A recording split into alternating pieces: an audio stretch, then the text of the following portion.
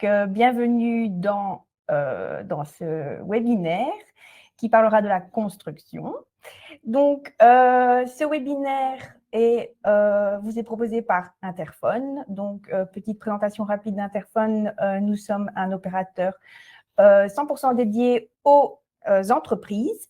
Donc, nous proposons des solutions de centres téléphoniques, connexion Internet professionnelle et de la téléphonie mobile également.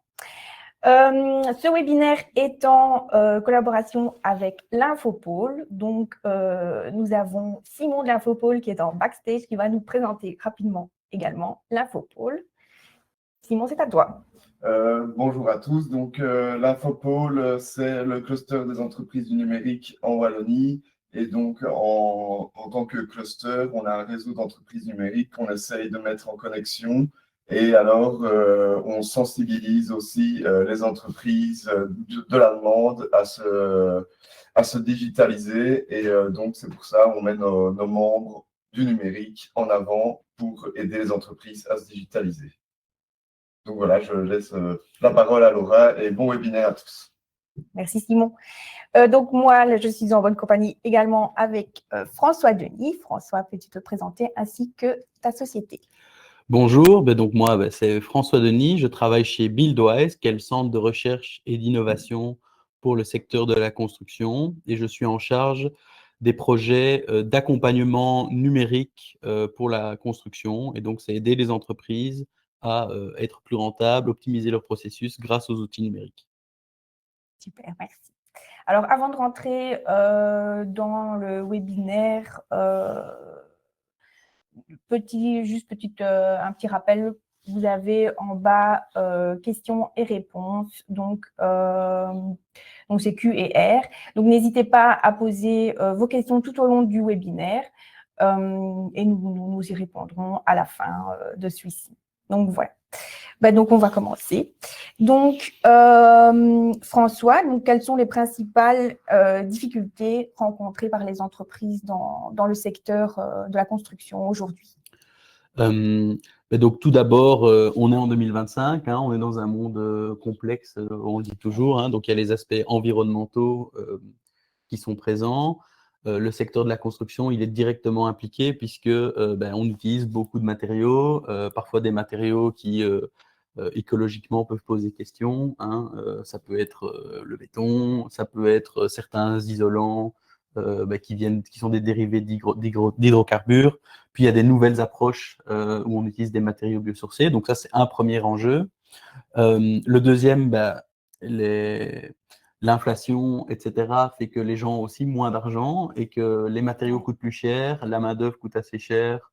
A priori, ça c'est l'avantage, c'est que la construction, ça se fait ici, ça ne peut pas se faire ailleurs, ou en tout cas pas très très loin. Et donc, il faut que les gens puissent se payer ça. Il y a eu des changements aussi sur les primes, ça change aussi un peu ça, ce qui fait que les entrepreneurs, ils vont sur les chantiers, ils font des devis, et puis parfois les devis ne sont pas signés parce que les gens s'attendaient à avoir un devis de 15 000 € pour rénover une toiture, et puis ça coûte 40 000. Donc ça, c'est un deuxième enjeu. Un troisième, ça va être le manque de main-d'œuvre. Parce qu'on a une idée parfois du secteur de la construction comme un secteur qui évolue pas, très difficile, etc. Donc c'est vrai que c'est un métier physique, mais c'est aussi un métier qui a évolué.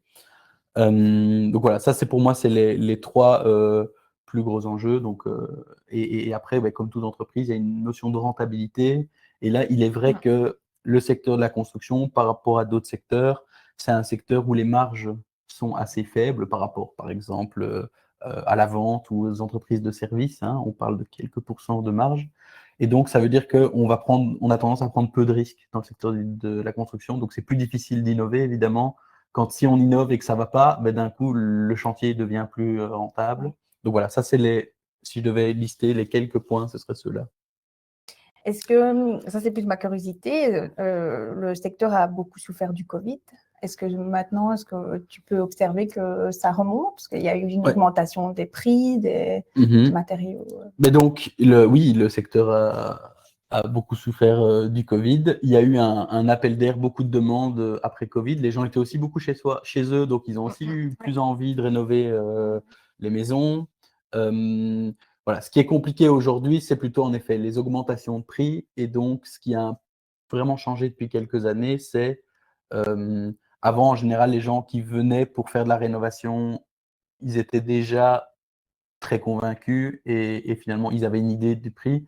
Aujourd'hui, on se rend quand même compte, on a beaucoup de retours d'entreprises qui disent, ben, en fait, je passe ma journée à aller faire des devis et avant, j'en signais peut-être la moitié, maintenant, j'en signe 1 sur 10. Et donc, on voit que dans la distribution du travail, il y a des changements. Et après, là où ça a été très difficile avec Covid, où là, on a vu aussi des gros changements, c'est qu'avant, les entrepreneurs remettaient offre. Par exemple, on fait un devis maintenant et puis il est valable plusieurs semaines, voire plusieurs mois. Aujourd'hui, les délais de validité des devis sont beaucoup plus petites parce que les matériaux changeaient tellement rapidement de prix qu'il y a des entreprises qui se retrouvaient à être à perte parce qu'au moment où ils avaient fait le devis et puis 6 mois après, le prix avait complètement changé.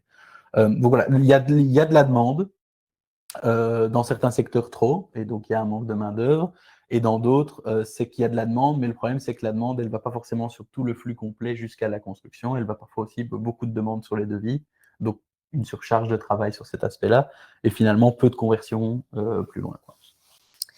Ok. Quels freins à la digitalisation tu peux observer dans le secteur de la construction? Ça va un peu dépendre, on va dire, de la taille de l'entreprise. Le premier, c'est le temps, hein. Si je suis entrepreneur d'une petite structure, artisan ou d'une structure jusqu'à même une dizaine de personnes, souvent le patron ou la patronne, ils sont sur chantier. Ça veut dire que ils n'ont pas forcément le temps de se poser pour regarder quelles sont les alternatives.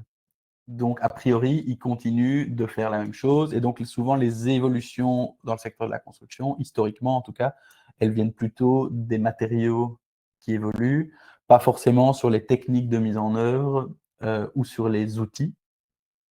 Ça, c'est le premier point. Deuxième frein pour des petites structures, c'est que parfois, il y a des tâches administratives qui sont invisibilisées. Pourquoi? Parce qu'elles sont faites le soir en rentrant ou le week-end. Et donc, elles coûtent entre guillemets rien. Bon, elles coûtent du temps en famille, etc. Ça a une énorme valeur aussi, hein, mais voilà, historiquement, ça posait moins problème avant. Maintenant, on voit que les nouvelles générations rentrent, ils veulent aussi avoir un équilibre vie privée, travail. Donc voilà, ça c'est pour les plus petites structures. Pour les grosses structures, ce qui parfois est un frein à la digitalisation, c'est la quantité d'outils. Ça, c'est ce qu'on a dans beaucoup de secteurs. Finalement, il y a un outil pour optimiser les ressources RH, un outil pour faire le suivi de chantier, un outil pour traquer sa camionnette, un outil pour regarder les modèles, un autre outil pour vérifier. Et finalement, nous, on voit les grosses structures, souvent elles nous disent, oui, il y a plein d'outils géniaux, mais en fait, on perd énormément de temps à les faire parler entre eux et ils préfèrent parfois des outils moins optimisés, mais intégrés. Voilà. Et alors, le deuxième aspect, c'est le monde de la construction par rapport à d'autres industries, on va dire productives, si je compare aux industries manufacturières. A priori, une maison, on la construit qu'une fois. Quand il y a des lotissements, on en construit plusieurs similaires, mais a priori, on la construit qu'une fois.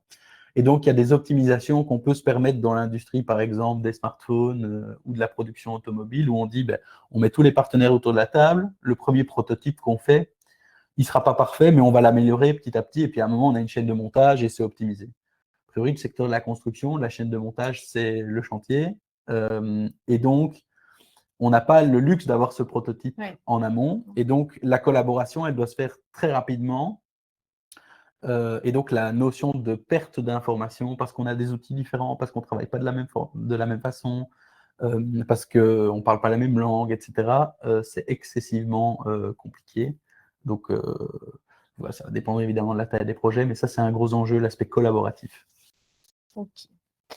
Quels sont les premiers pas concrets qu'une entreprise dans la construction vers une transition numérique peuvent-elles faire? Et donc, nous, ce qu'on conseille souvent, il faut se rattacher à ce que je disais. Hein, donc, le métier d'entrepreneur dans l'imaginaire collectif, c'est être sur le chantier et c'est la réalité. Mais finalement, un entrepreneur, il passe 50 à 70% du temps sur le chantier et puis il y a toute une partie administrative. Souvent, on ne devient pas entrepreneur de construction pour être derrière un bureau. Et donc, il y a deux types de tâches qu'on peut optimiser. Il va y avoir les tâches support administratives. Et là, je pense que des systèmes de gestion des clients, gestion des devis, factures, une entreprise qui n'en a pas encore, ça devient une nécessité. Et puis en plus, maintenant, il y a des obligations légales d'e-facturation, etc. Donc, en termes de suivi client, avoir des devis qui évoluent quand le client fait des commentaires, etc. Et éviter le classique, je prends des notes sur un bout de papier, puis je le recopie une fois, puis je l'imprime, puis ou je l'envoie par mail ou par PDF, et puis le client, il doit annoter, et puis il renvoie, et finalement, on a oublié qu'il avait annoté, et donc le volet qui devait être bleu, il est rouge parce qu'on a oublié de le changer. Voilà, ça je pense qu'il faut, en 2025, il faut y passer, et même en termes d'optimisation, c'est très facilement rentabilisé. Deuxième point rapide, c'est d'identifier des tâches spécifiques sur lesquelles on peut gagner du temps. Typiquement, prendre des mesures plus rapidement, ça peut être une tâche, faire un suivi de chantier plus rapidement, plus efficacement.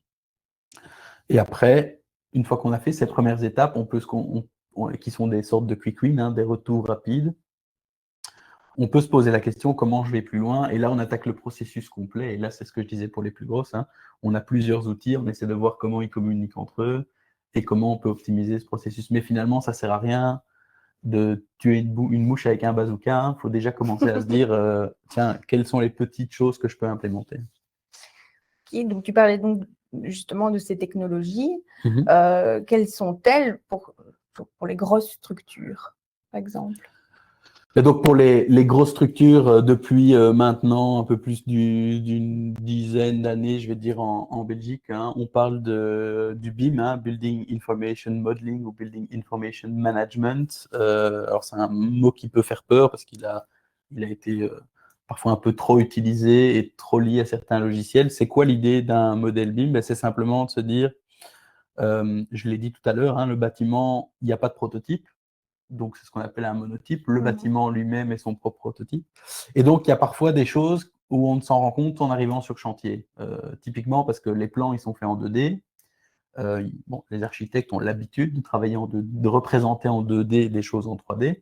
Mais quand on vient mettre ensemble le plan de l'architecte, le plan de l'ingénieur structure, le plan de la technique spéciale, du chauffagiste, etc., il peut y avoir ce qu'on appelle des clashs. Donc, typiquement un clash, c'est quoi? C'est j'ai une gaine de ventilation qui passe à travers une poutre structurelle.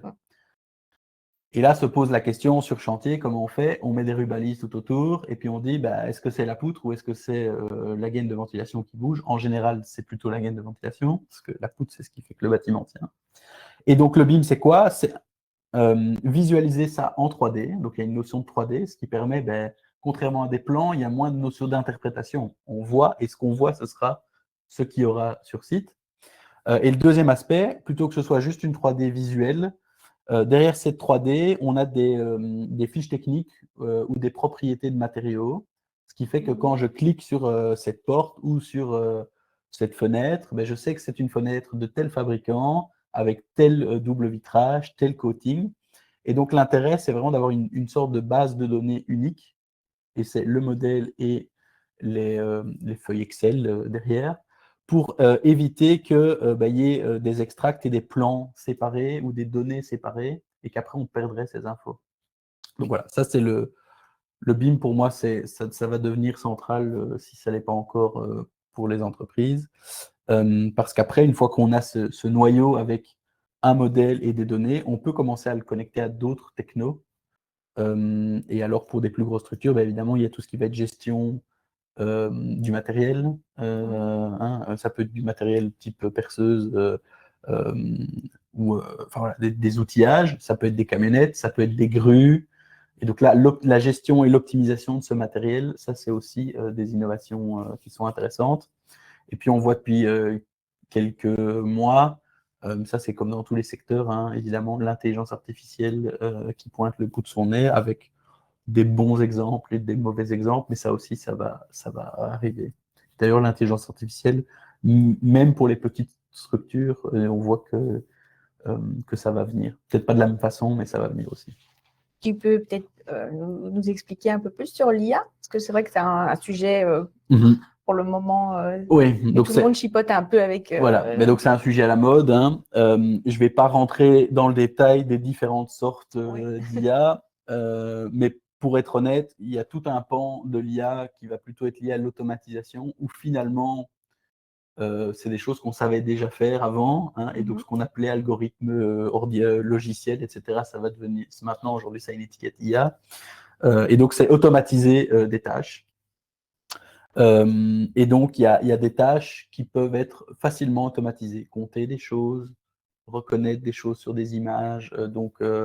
On a une caméra sur le chantier, on voit que quelqu'un tombe et ne se relève pas, ben, on pourrait détecter une chute. Et à ce moment-là, soit il y a une vérification humaine, soit pas, mais ça permet plus rapidement d'appeler les secours.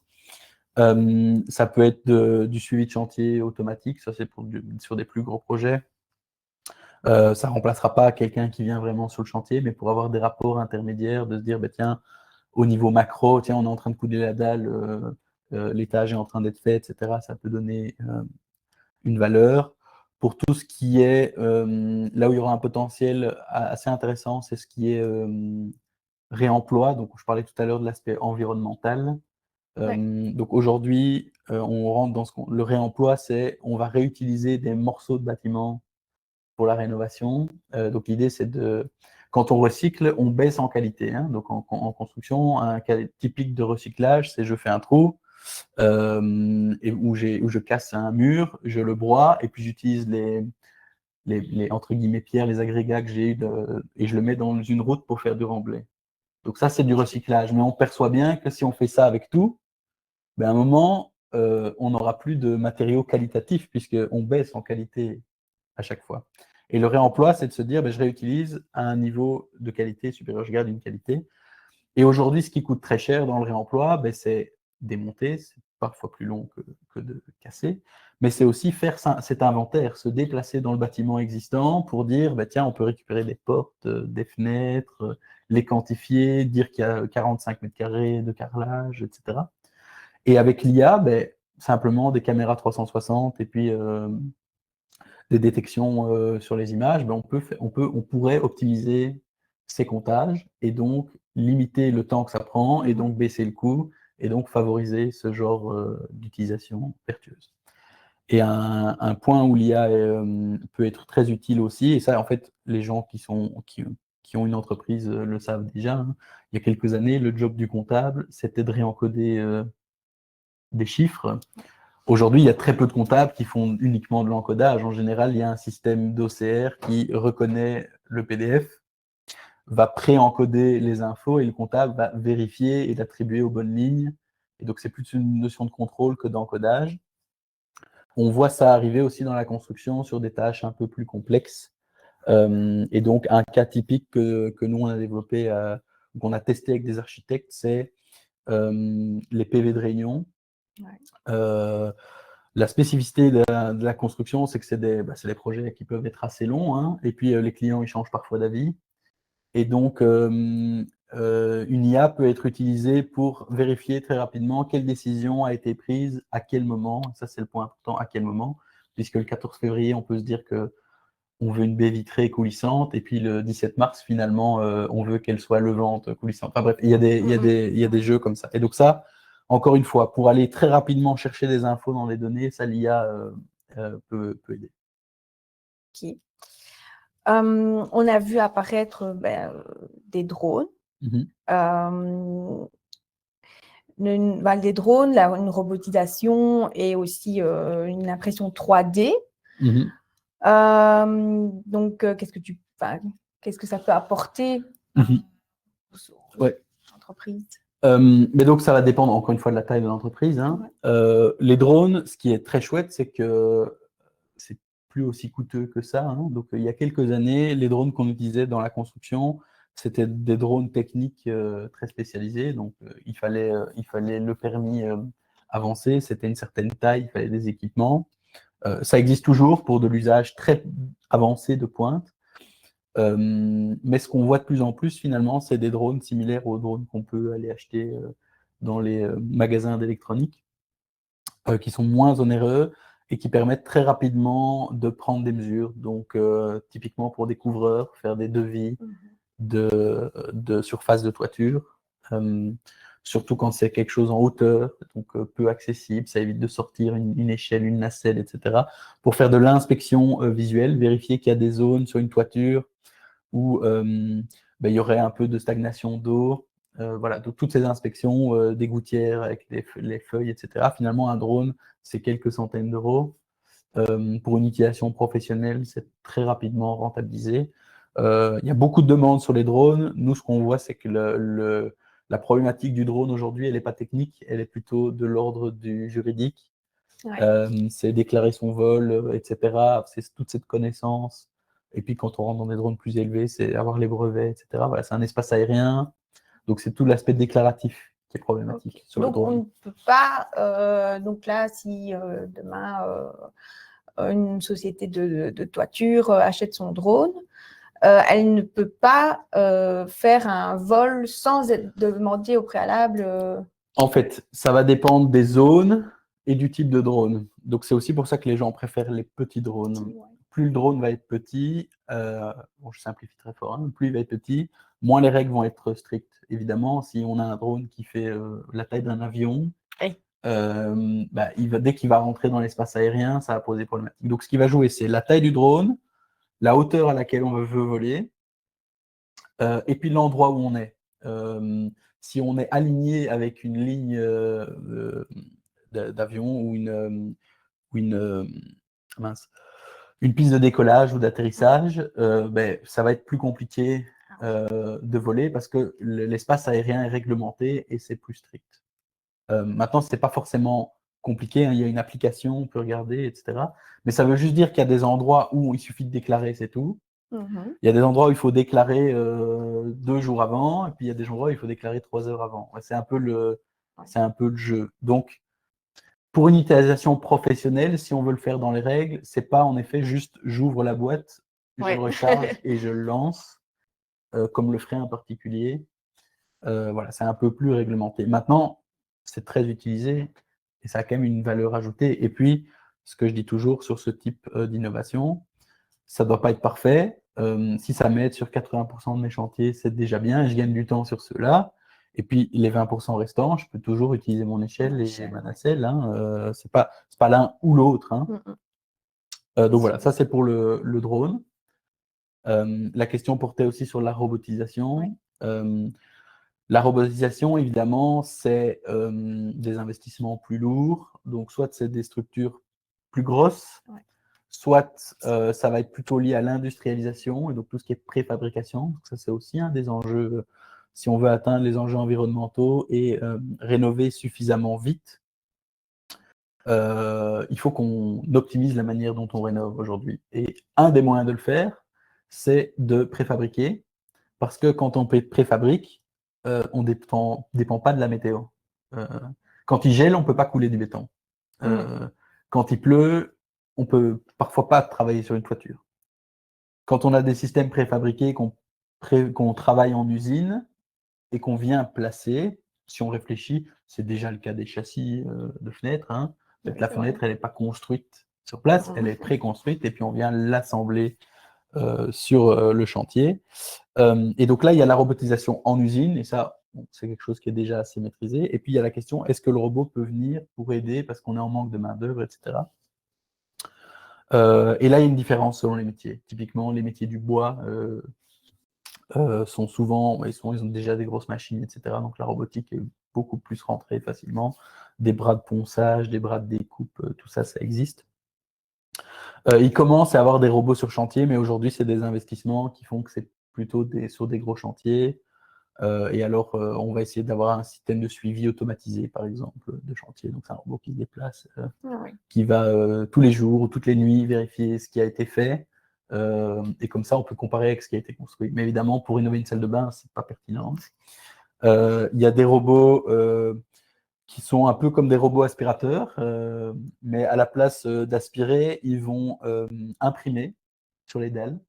Donc ça, c'est pour faire le traçage. Donc voilà, il y a plusieurs modèles. Il y a un robot belge qui s'appelle le Beam Printer qui fait ça. Il va y avoir des robots qui vont faire des tâches répétitives, donc typiquement l'enduisage de plaques de plâtre, poser des briques, etc. Maintenant, voilà, comme je l'ai dit, il faut qu'il y ait des surfaces suffisantes, donc c'est plutôt pour du bureau ou pour des hôpitaux ou pour des grandes surfaces que pour des maisons unifamiliales. Ouais. Donc voilà, ça c'est la robotisation. On travaille, nous, assez fort là-dessus, pas en accompagnement, mais en recherche et développement, parce qu'on sait qu'il y a un manque de main-d'œuvre qui arrive dans le secteur de la construction, et donc il faut soit rendre le métier moins difficile, donc ça peut passer par des exosquelettes, etc., pour faciliter le travail, soit trouver des moyens que la personne humaine, elle fait ce à quoi elle est forte, et elle se fait aider par un robot. Et ça, c'est aussi un aspect que nous, on trouve important. Trop souvent, on sort des robots qui finalement font les tâches intéressantes de l'être humain. C'est un peu le cas de l'IA. Finalement, un robot intéressant qui pourrait y avoir sur un chantier, c'est un robot brouette, quoi. Ouais. On fait le job, on balance les gravats dedans, et puis le truc, il va juste déplacer le gravat d'un point X à un point Y, et puis c'est quelqu'un d'autre qui vient de vider. Ça a peut-être plus de valeur finalement qu'un robot qui vient poser les briques ou du carrelage et les aligner, parce que en fait, le métier de carreleur, c'est un métier qui est compliqué, quoi. Donc voilà, ça c'est le travail pour les robots. Et l'impression 3D?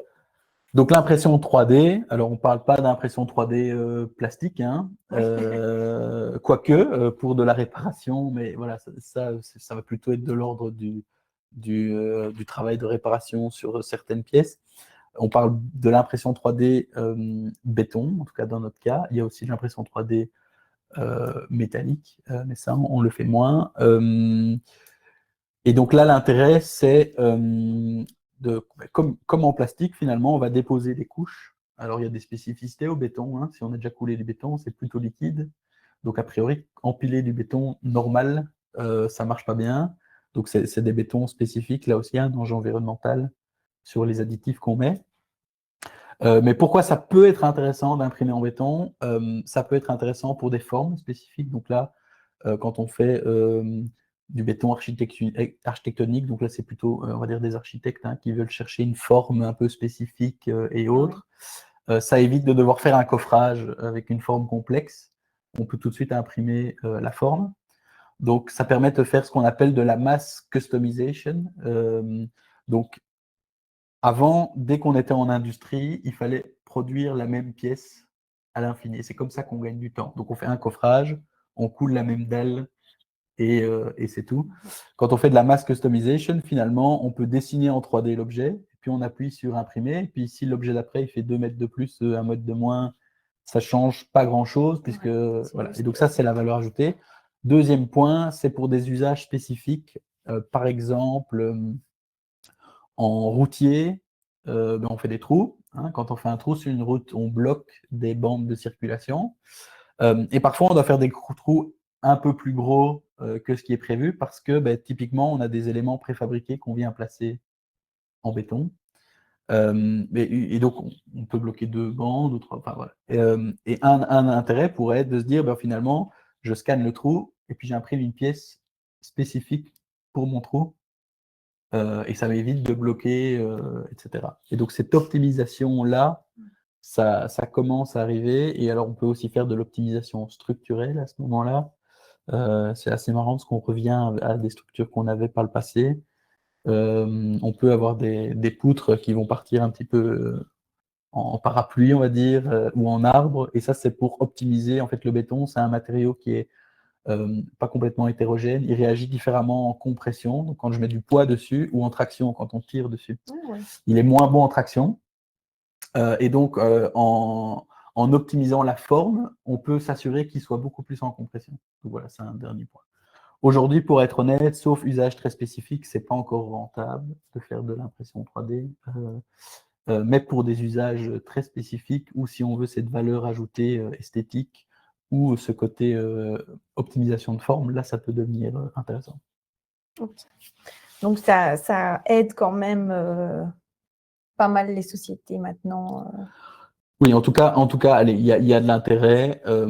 Et ça, c'est aussi un peu, nous, notre rôle en tant que Buildwise ou avec les projets qu'on a communs d'ailleurs avec l'Infopôle d'accompagnement, nous, on a une imprimante 3D béton, et donc un entrepreneur qui voudrait tester, il ne doit pas investir, il peut venir chez nous, il teste, et à ce moment-là, on voit si c'est pertinent ou pas, et si c'est pertinent, ben, éventuellement, il investira, et si c'est pas pertinent, ben, il n'a pas perdu d'argent, il peut aller explorer d'autres solutions. D'autres solutions. Tantôt, tu parlais donc des logiciels de gestion. Est-ce que vous voyez l'impact que ça peut avoir actuellement dans le secteur? Donc, c'est difficile à mesurer, hein. Oui. Et en général, pour le numérique, c'est un peu le problème, parce qu'on ne peut pas faire une vraie étude scientifique de ceux qui l'ont et ceux qui ne l'ont pas. On ne va pas construire 2 fois le même bâtiment, etc. Maintenant, l'impact, il est parfois très concret. Il y a quelques semaines, j'ai partagé sur les réseaux l'entretien de ma chaudière. Donc, c'est un artisan qui est tout seul, hein. Je ne le connaissais pas. Mon plombier chauffagiste habituel n'était pas disponible.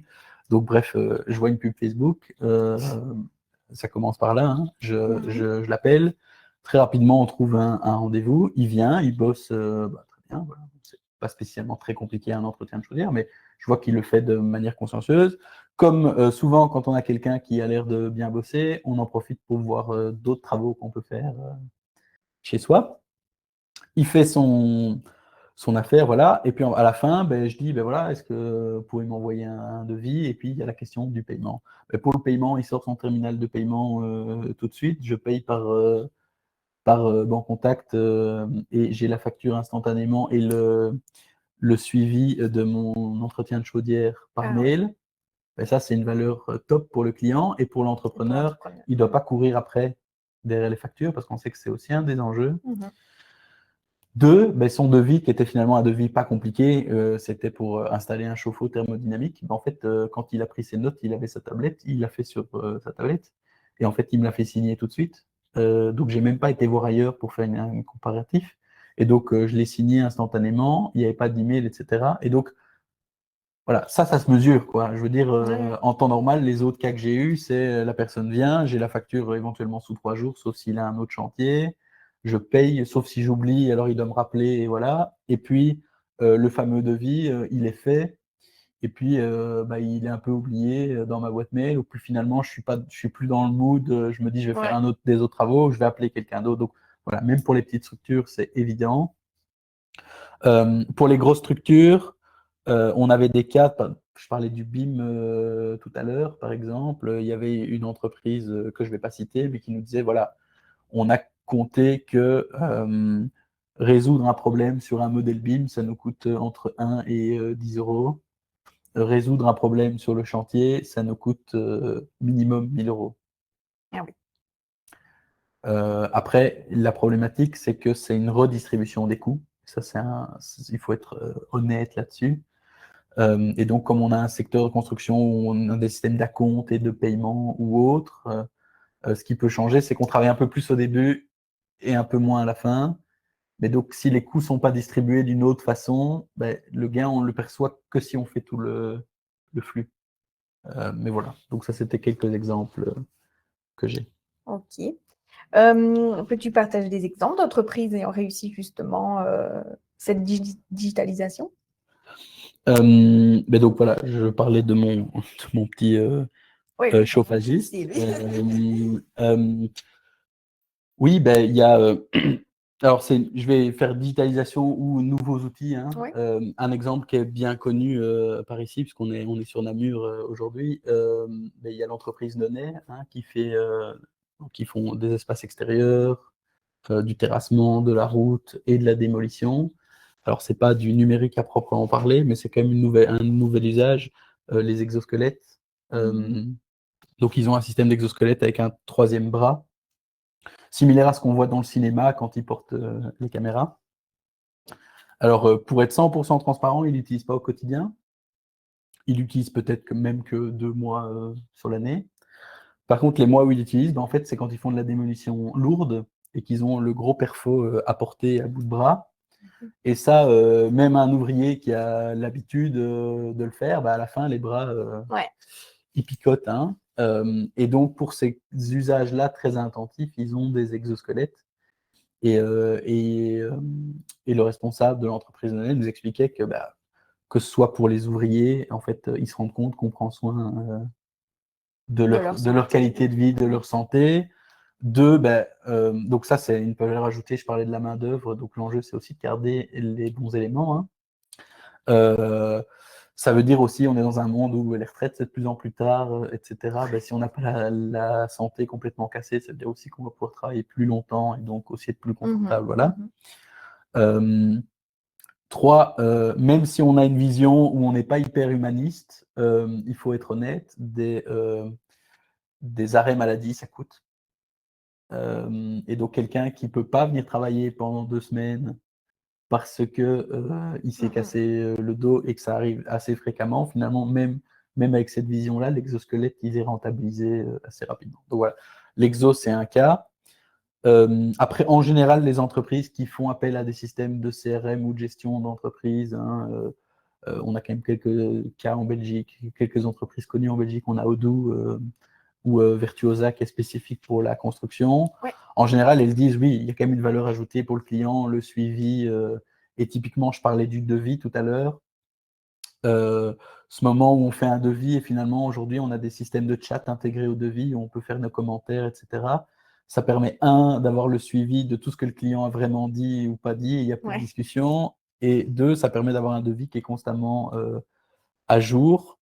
Ça, il y a beaucoup de retours très positifs là-dessus. Les drones. Et même, étonnamment, on n'en a pas parlé, mais il y a les scanners laser qui sont des équipements assez onéreux. Hein. Ça peut coûter 15 000 pour les moins chers, 60, 80 000 pour les plus chers. Même ça, au début, on se disait c'est que pour les grosses entreprises. Maintenant, on a de plus en plus de petites structures, même par exemple des architectes, qui vont les louer une journée et puis ils vont faire 4 ou 5 chantiers avec pour avoir un relevé 3D rapide. Et ça, pour faire du diagnostic, vérifier qu'il y a un bâtiment, qu'il y aurait le mur qui part un peu en avant, est toujours plan. Et donc voilà, il y a aussi ce que j'observe, c'est des changements d'usage ou de réflexion. Avant, on avait tendance à acheter tous les outils dont on a besoin. Aujourd'hui, on peut se dire, j'ai les outils que j'utilise au quotidien, c'est ceux-là, mais je peux me faire appuyer spécifiquement pour un chantier par un outil ou par une entreprise extérieure. Donc, il y a aussi des entrepreneurs aujourd'hui, notamment de toiture, ils voient l'intérêt des drones, mais ils ne veulent pas faire voler un drone eux. Ils sous-traitent le devis avec des drones. Dernier exemple, ce n'est pas un entrepreneur en particulier, mais c'est un projet qu'on a fait avec la commune de Braine-l'Alleud. C'est un projet qui s'appelle Réno+. Je parlais tout à l'heure de la rénovation de masse. L'idée, ce n'est pas de rénover les maisons séparément, c'est de rénover un quartier entier. Ça, c'est un moyen de gagner du temps, de l'argent pour tout le monde, c'est bénéfique. Et là, nous, on a fait un test où avec un outil qui est une sorte entre une caméra 360 et un scanner 3D, on se déplace dans le bâtiment, on fait nous les vues, ça permet de faire un peu comme ce qu'il y a sur ImoWeb où on voit ces vues 3D du bâtiment. Et sur base de ça, les entrepreneurs peuvent directement remettre prix. Et là, ça répond à la question que je disais tout à l'heure, l'entrepreneur qui passe son temps à faire énormément de devis. Là, finalement, il y a une personne qui visite la maison, qui peut un peu fonctionner comme un auditeur énergétique ou autre, qui donne des conseils. Et puis ensuite, sur base de ce scan, on remet prix. Et on remet prix sur plusieurs maisons, on gagne du temps. Et donc, les entrepreneurs, ils viennent directement pour bosser et pas pour... et là, on voit finalement, il y avait plusieurs entrepreneurs sceptiques au début qui disaient, non, je vais venir sur le chantier, je ne peux pas faire un devis à distance. Et on s'est rendu compte qu'à part pour l'électricité, et c'est logique, on doit faire un diagnostic, on doit aller dans le tableau mesurer, finalement, ils étaient assez confortables à remettre offre juste sur une photo sur laquelle on peut prendre des mesures. Donc voilà, ça c'est un autre exemple. C'est vrai que, oui. Et je sais qu'il y a une entreprise comme Isolution, par exemple, qui est aussi dans le Namurois ici, qui avait fait partie de ce projet. Et tu viens de dire que certains éléments coûtaient cher. Est-ce qu'il existe justement des aides pour pour les entreprises de la construction, pour qu'elles se digitalisent ou... Mais donc, il y a évidemment la région wallonne, hein, Ouais. a tout un panel d'aides. Il y en a certaines qui ne sont pas spécifiques à la construction, hein, donc il y a les aides à l'investissement, par exemple, hein, les chèques entreprises, les chèques formation, etc. Et puis spécifiquement pour le numérique, hein, il y a l'agence du numérique qui coordonne un peu toutes ces actions numériques en Wallonie. Et dans ce cadre-là, en fait, on a instauré un programme qui s'appelle le programme Construction du futur, et le projet EDIH Connect, qui est un projet européen qui est similaire. Je ne vais pas rentrer en détail. L'idée, c'est d'accompagner les entreprises dans leur numérisation. Concrètement, ça veut dire quoi? Ça veut dire que les membres du consortium, ça peut être MBuild, donc la fédération de la construction, ça peut être Buildwise pour les aspects technologiques, ça peut être l'Infopole pour une entreprise qui serait fournisseur de solutions pour la construction, nous contacte. Et puis, on fait un diagnostic en fonction de la taille de l'entreprise, en fonction de ce qu'elle a déjà. Est-ce qu'elle a déjà un système de facturation ou pas? Est-ce que c'est un couvreur? Est-ce que c'est un peintre? Est-ce que c'est un entrepreneur général? En fonction de ça, on est un diagnostic et puis après, on étudie des pistes ensemble de ce qu'on pourrait optimiser. Souvent, on commence par une tâche, comme je l'ai dit tout à l'heure. Vous perdez beaucoup de temps sur votre vie, ben on va voir finalement s'il y a des manières différentes de faire votre vie. Et ça peut aller jusqu'à prêter du matériel ou le tester sur chantier. Donc, quelque chose qu'on va lancer, ça n'a pas encore été officialisé, mais c'est dans les cartons. On a fait des packs de démarrage caméra 360. Donc, c'est des caméras qui permettent de faire des suivis de chantier. On en a acheté plusieurs et on va les mettre à disposition des entrepreneurs en Wallonie. Donc, c'est un prêt sur 2-3 mois. L'idée, c'est qu'ils puissent les tester, etc. Nous, on les accompagne, on les aide gratuitement sur comment ils peuvent mettre ça en place. Et puis, une fois qu'ils ont testé, s'ils sont convaincus, ben on leur donne toutes les références et la liste des choses à acheter. Comme ça, ils ne doivent même pas perdre le temps à aller sur Internet, vérifier quelle caméra ils doivent prendre. Ils ont tout de suite la liste, ils peuvent acheter. Et voilà, donc c'est ce genre d'exemple. Ça peut être de l'impression 3D, comme j'ai dit tout à l'heure. Donc l'idée, c'est vraiment limiter les risques et partager les connaissances qu'on a pu avoir parce qu'on est au contact d'autres entreprises qui elles-mêmes se sont parfois un peu cassées les dents sur certaines technos, et donc on peut dire, bah, tiens, celle-là, elle ne marche pas trop bien, sauf dans tel cas. Celle-ci, elle marche plutôt bien, mais attention, voilà. C'est vraiment l'idée des accompagnements. C'est déjà pas mal. C'est chouette. Comment anticiper l'évolution du marché, préparer son entreprise au futur?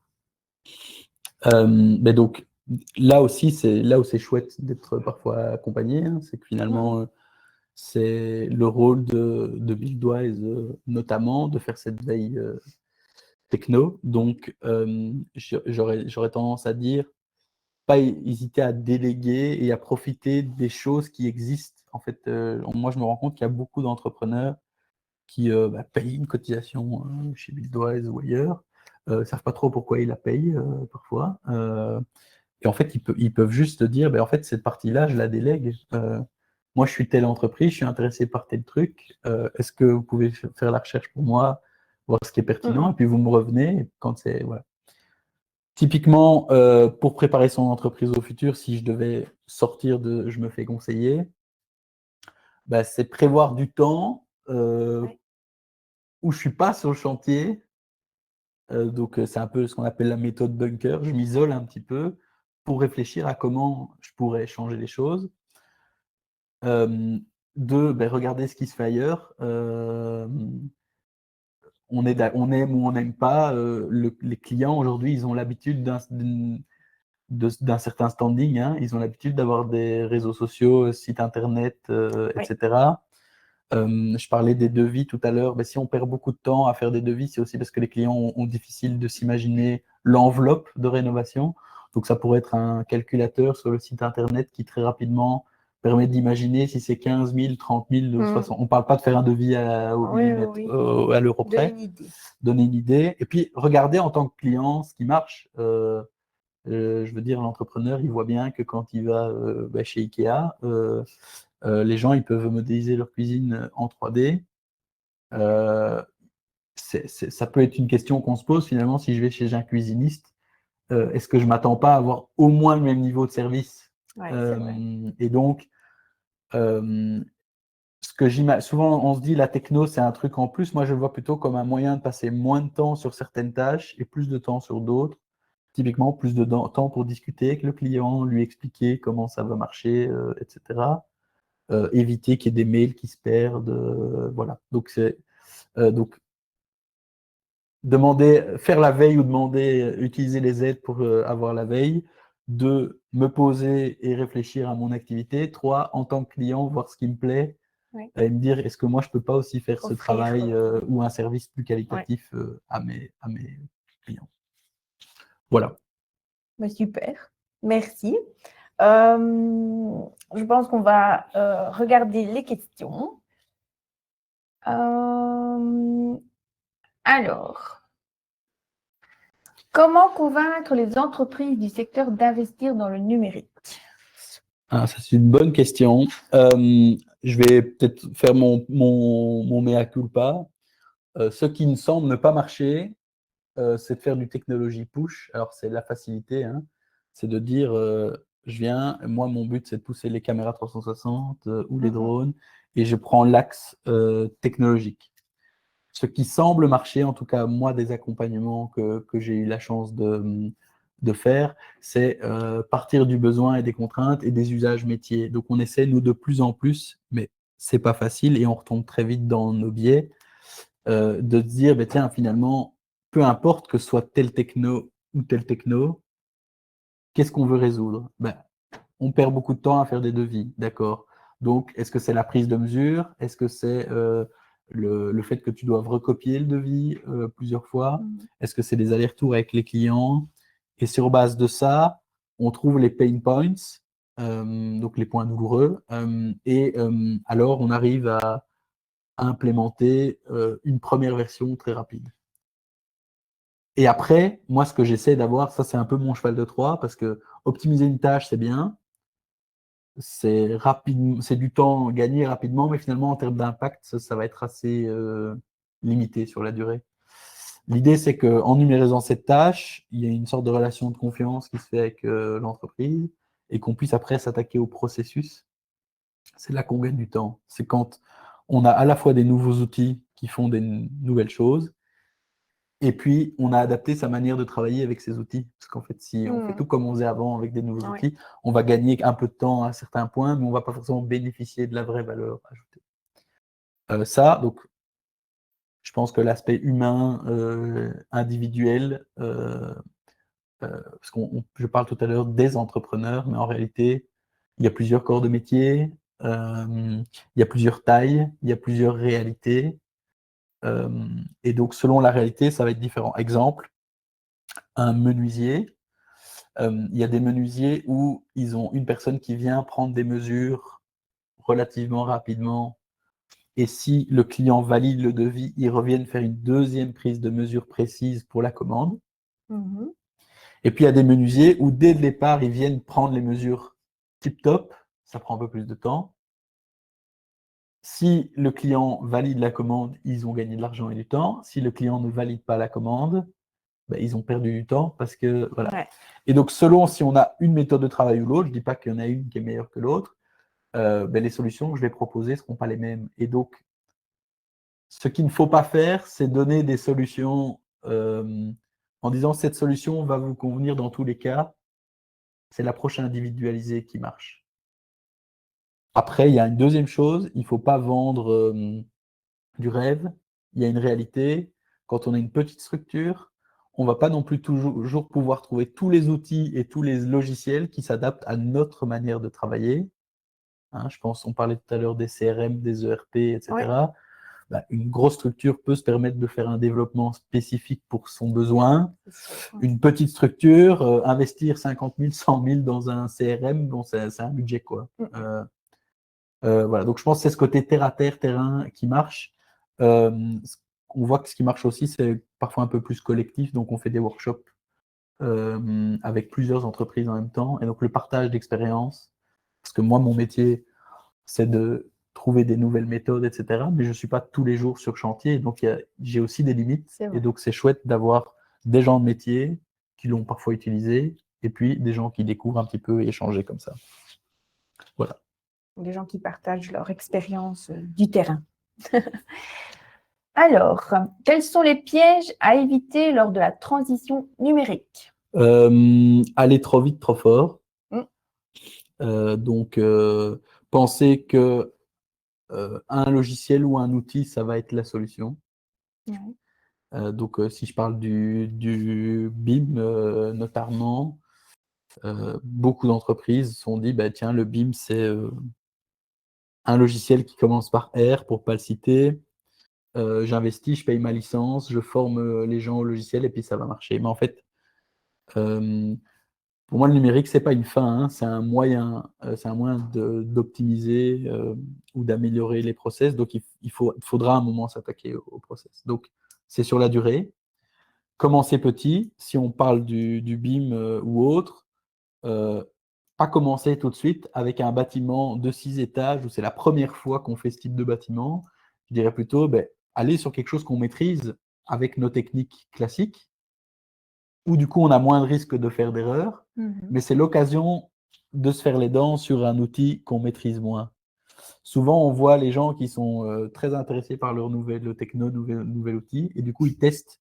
D'un coup, ils faisaient que des murs droits, puis là, ils veulent faire un mur arrondi avec une courbe ou un porte-à-faux de 50 mètres. Mais là, on va se retrouver à gérer une complexité technique et une complexité technologique. Alors que si on fait, tiens, moi j'ai l'habitude de faire ça, de telle taille, je sais, en fait, j'ai même pas besoin de mesurer, je sais que ce truc-là, c'est dans cet ordre, c'est justement le moment d'utiliser ce genre d'outil, parce que si l'outil va faire n'importe quoi, parce que vous l'utilisez mal, vous allez vous en rendre compte. Voilà, ça c'est le conseil. Et pas hésiter aussi à se rappeler qu'il y a beaucoup d'outils, beaucoup de techno. Il y a des gens qui sont là pour leur vendre des choses. Et donc, ça a l'air toujours très bien dans le bureau ou avec le commercial. C'est parfois plus compliqué sur site. Et c'est pour ça que je trouve que des approches comme ce que fait la région Wallonne aujourd'hui, où elle propose finalement d'accompagner les entreprises via les centres de recherche ou autres, où nous, on a de l'équipement. Alors, on n'est pas parfait, mais ça permet au moins de se confronter à un outil. Et plutôt que de l'acheter, vous le prenez, on vient avec vous sur chantier. Et puis là, s'il ne marche pas, vous n'avez rien investi. Voilà. Oui, donc bien identifier ses besoins et vraiment là où je pense que l'outil peut vraiment aider, que plutôt se laisser emporter par les nouveautés. Ouais. Et y aller doucement, parce que ce qu'on remarque, c'est qu'il y a parfois des entreprises qui ont été trop vite, trop gros, se rendent compte que ça ne marche pas, puis après ils ne veulent plus y retourner, alors qu'en fait l'outil n'est pas si mauvais que ça. Ouais. Mais c'est juste que faut aller progressivement, quoi. On ne commence pas tout de suite par courir un marathon, quoi. Ouais. C'est vraiment cette idée-là. Très bien. Comment intégrer son personnel dans cette transformation numérique? Bonne question. Alors, je ne suis pas expert en tout, évidemment. Hein, ça va Ouais. mais je pense il faut être assez transparent sur le fait qu'on va tester des nouvelles choses. Et voilà. Si je donne un exemple, c'est vrai que pour certaines techno ou usages qui fonctionnent bien, on a des retours parfois compliqués. Les exosquelettes, par exemple. Alors, pas pour tous les métiers, mais pour certains métiers, ça a vraiment une valeur ajoutée. Par contre, l'aspect humain fait que quand un ouvrier met un exo sur chantier, il se fait chambrer par les autres. C'est la réalité. Enfin, voilà, c'est comme ça. Et donc, c'est vrai que je ne sais pas exactement comment le faire, mais je pense que c'est en effet le point à gérer. C'est la transition, l'accompagnement, ça prend du temps. Et c'est aussi pour ça que je disais, commençons par des choses maîtrisées et simples, pas par des choses compliquées. Y aller étape par étape. C'est pour ça que je proposais tout à l'heure d'abord optimiser une tâche. Typiquement, probablement que vous utilisez déjà sur chantier vos smartphones pour prendre des photos, pour vous envoyer via WhatsApp l'évolution du chantier. Peut-être que la première étape, c'est de se dire, on va toujours utiliser le smartphone, mais on va utiliser une appli pour au moins structurer ça, pour pas que ça se perde dans une conversation par chantier.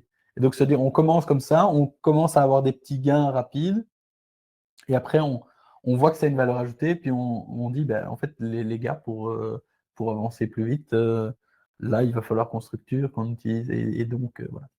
Autre aspect, c'est si l'ouvrier gagne du temps, ça peut être du temps qu'on lui donne pour faire autre chose. Une entreprise de chauffagiste bruxelloise m'expliquait que maintenant, ils avaient un logiciel pour optimiser les tournées, notamment d'entretien et de réparation, et que ça encodait directement dans le GPS quand ils arrivent dans la camionnette. Et grosso modo, ils gagnaient 15 à 20 minutes sur la journée. Et ben donc, ce que lui proposait, c'est pas vous faites un chantier de plus, c'est en fin de journée, vous avez du temps pour ranger, trier, nettoyer votre camionnette. Et du coup, c'est aussi une qualité de vie pour l'ouvrier ou le technicien, parce qu'en fait, il a tout le temps un environnement propre, trié, etc. Ouais, Il perd pas de temps. Et Moins donc, c'est aussi stress. ce côté, on veut toujours faire plus, mais on peut aussi se dire que ce temps, on le libère pour faire mieux. Et là, ça devient une qualité pour le membre du personnel, c'est pas juste une contrainte en plus. Voilà un bon exemple, en tout cas. Regarde ici, on a des autres. Alors, est-ce que vous proposez également de tester des logiciels BIM? Donc, on a des licences, on va dire, de certains logiciels les plus utilisés. On peut accompagner soit dans ce démarrage du BIM, soit par exemple, si vous allez, si vous vous intéressez au BIM, vous allez probablement aller voir des fournisseurs ou des vendeurs de solutions. Ce qu'on peut aussi faire, c'est se positionner en personne tierce pour challenger le vendeur sur est-ce que la solution correspond bien à vos besoins. Est-ce qu'on va vous donner une licence d'un logiciel pour le tester? Non. Est-ce qu'on peut, par exemple, vous montrer des modèles qu'on a, vous sensibiliser là-dessus, vous expliquer comment on l'a fait? Oui. Ça, je ne l'ai pas dit. Les accompagnements qu'on fait, ce n'est pas des accompagnements sur 6 mois. C'est des accompagnements assez courts ou ponctuels. On peut revenir plusieurs fois, mais ponctuels. Donc voilà, sur le BIM, on peut aider, mais on ne va pas vous faire une demi-journée de modélisation sur Archicad et puis une demi-journée de modélisation sur je sais pas, Revit. Voilà. Par contre, on peut venir sur un chantier avec une tablette LiDAR. Je vois qu'il y a Connex qui est là. Et puis tester la tablette, voir si c'est pertinent pour votre usage. Et voilà. Et parfois, on peut vous aider à faire le traitement. Donc, je parlais des drones tout à l'heure. Ben, on peut venir faire une capture de drone, reconstituer la 3D, vous envoyer le résultat ou prendre des mesures avec vous, vous dire, ben voilà, ça nous a pris autant de temps, on vous apprend à le faire, puis la prochaine fois, vous le ferez vous, quoi. C'est chouette.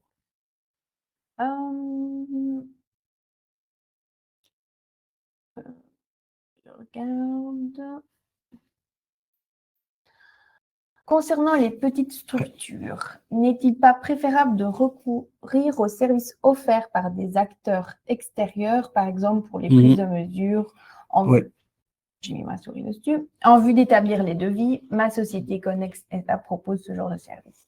Oui. Donc, l'objectif, c'est pas de remplacer les entreprises qui le font. D'ailleurs, personnellement, j'ai aucun intérêt à aller faire 6 vols de drone pour une entreprise. Nous, ce qu'on veut faire, c'est baisser les barrières. Donc, quelqu'un qui ne sait pas encore le résultat que ça aurait et qui ne veut pas encore investir dans ce genre de mission, il nous appelle, on fait un test, il est convaincu ou pas. Et s'il est convaincu, on lui dit, il y a telle entreprise qui offre ce service, ou il y a tel logiciel, ou il y a tel système. Donc, on ne veut pas faire concurrence, je n'ai pas intérêt à le faire. Allez, en Belgique, on a 144 000 membres, donc 144 000 entreprises. Je préférais aller accompagner une fois chacune de ces entreprises plutôt que d'aller faire 10 missions dans une entreprise. Donc, c'est vraiment l'idée, c'est quelqu'un veut tester, on peut tester, mais on ne devient pas une boîte de consultance ou une boîte de service. Et d'ailleurs, pour être honnête, je pense qu'au-delà d'un certain niveau d'expertise, la nôtre s'arrête aussi. On est des très bons généralistes et parfois spécialistes très pointus sur un point, mais mon métier, c'est pas de faire des vols de drone pour refaire des offres de prix. Donc, je suis probablement même moins efficace que quelqu'un qui fait ça au quotidien. Par contre, une entreprise vient, je peux lui dire, OK, dans votre cas, le vol de drone est pertinent, ou on pourrait tester autre chose. Et j'ai pas ce biais de je vends un service d'une techno. C'est peut-être ça la valeur ajoutée par rapport à certains acteurs. Je pense que nous n'avons plus de questions. Donc, voilà. François, est-ce que tu as un petit mot de fin? Merci pour l'invitation, hein, à Interphone. Merci aussi à l'Infopôle. Et donc, si jamais vous êtes intéressé par découvrir certains de ces nouveaux usages, n'hésitez pas à faire des recherches des projets construction du futur. Je pense que ce sera le plus simple à trouver. Ou alors vous allez sur le site Buildwise. Et puis, moi, c'est françois.denis@buildwise.be. Vous m'envoyez un mail, j'essaierai de rediriger vers nos partenaires si besoin. Voilà. Et même s'ils ont des questions plus larges, ils peuvent t'envoyer aussi un petit mail. Mon job, c'est ou de vous répondre ou de trouver la personne qui peut vous répondre. C'est parfait. OK. Ben voilà. J'espère que vous avez passé un bon moment, qu'on a pu répondre à un maximum de vos questions. Donc, on n'a plus qu'à vous souhaiter une excellente journée et à bientôt.